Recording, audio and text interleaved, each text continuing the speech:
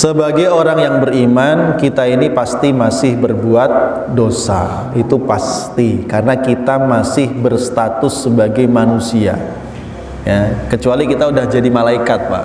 Tapi itu kan nggak mungkin. Ya. Nah, kadang-kadang karena manusia memahami kesadaran itu, tadi saya katakan, dia bilang, ya ntar mampir-mampir ke neraka bentaran, nggak apa-apa dah gitu. Ini kan nggak boleh kalimat ini sebenarnya, karena kan memang mau mampir ke neraka serius gitu. Ya, karena perlu kita ngelihat aja jangan gitu. Nah, karenanya itu Allah punya kaidah dalam Al-Quran. Ya, apa kaidahnya? Innal hasanati yudhibnas sayyiat. Sesungguhnya berbagai macam kebaikan dapat menggugurkan kesalahan-kesalahan. Maka ditafsirkan oleh Rasulullah SAW, ittaqullah haitsuma kunta. Takutlah kamu kepada Allah dimanapun kamu berada. Artinya apa? Jaga diri, jangan sampai berbuat dosa.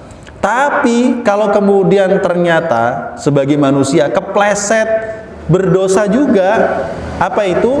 Wa'at bi'is sayyi'atal hasanata tamhuha. Kata Rasul, kalau terlanjur berbuat dosa, sebagai seorang mukmin cepat sadar, cepat istighfar, cepat tobat, mohon ampun, lalu lakukanlah kebaikan.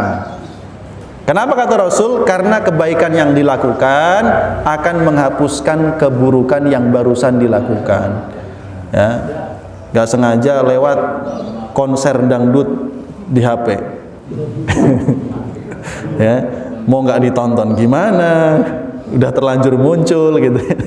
Ditonton tapi ya takut dosa, tapi sempat kelihat semenit. Dah, ya astagfirullahaladzim. Dah langsung buka Quran, Pak, baca semenit. Gitu. Dan biar jadi kafarat. Seperti itu. Jadi Allah berikan kepada kita kesempatan-kesempatan yang dapat menggugurkan dosa kita.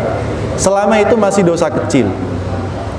Ya. Sering saya sampaikan, dan Rasul ini dari Rasul, sholat yang kita lakukan subuh tadi itu menghapuskan dosa dari isya tadi malam sampai subuh tadi. Sholat duhur nanti yang kita lakukan, dia menghapus dosa dari ba'da subuh ini sampai duhur nanti, dan begitu terus. Sholat Jumat yang kita lakukan Jumat kemarin menghapuskan dosa dari Jumat lalu ke Jumat kemarin.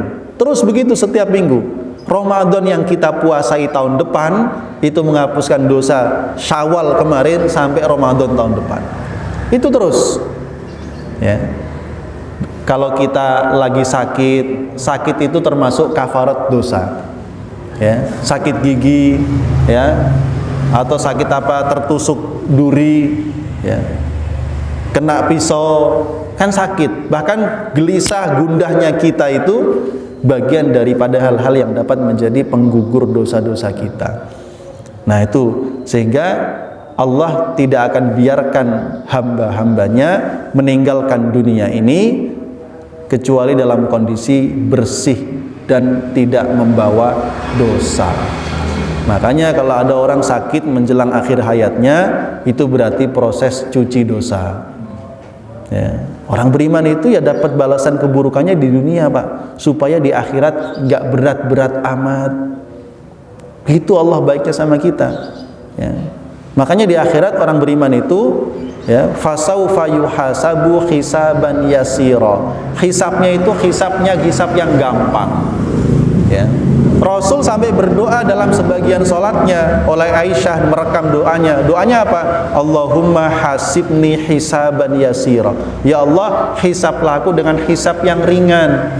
Aisyah penasaran, ya Rasul, hisab yang ringan itu yang gimana? Hisab yang ringan itu orang yang dikasih kitabnya pakai tangan kanan, terus cuman dilihat doang gini, dah masuk surga. Gitu kata Rasul.